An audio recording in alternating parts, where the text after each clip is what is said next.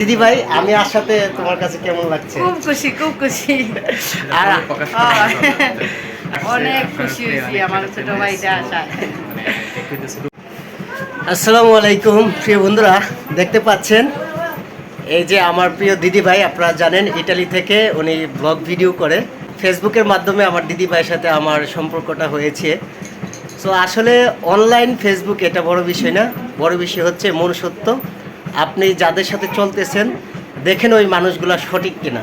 এই যে দেখতে পাচ্ছেন শুধু ইটালি থেকে আমার প্রিয় দিদি ভাই আসছে।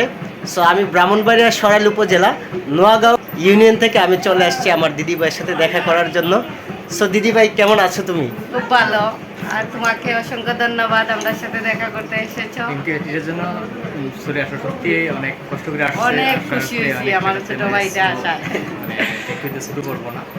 আসলে আমার দিদি ভাইকে সত্য কথা বলতে আমার নিজের পরিবারের একজন আমার বড় বোন মনে করি, তার জন্যই সেই ভালোবাসার টানে আমি চলে আসছি। সো দিদি ভাই অত্যন্ত ভালো মানুষ।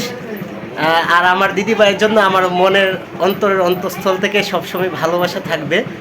আর আপনারা আমার জন্য দোয়া করবেন, আমার দিদি ভাইয়ের জন্য দোয়া করবেন, আমার দাদা ভাইয়ের জন্য দোয়া করবেন।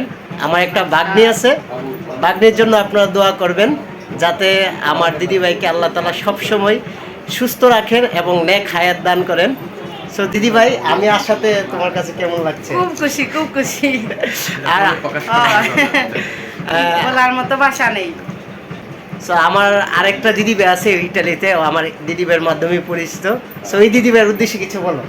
প্রিয়াঙ্কা রাজশেখর। প্রিয়াঙ্কা রাজশেখর, সে অনেক বিজি বর্তমানে, আর আমি তো দেশে এসে অনেক বিজি, তাই ওর সাথে তেমন একটা যোগাযোগ করতে পারছি না। সো দিদি ভাই, তোমাকে আমরা অনেক মিস করতেছি।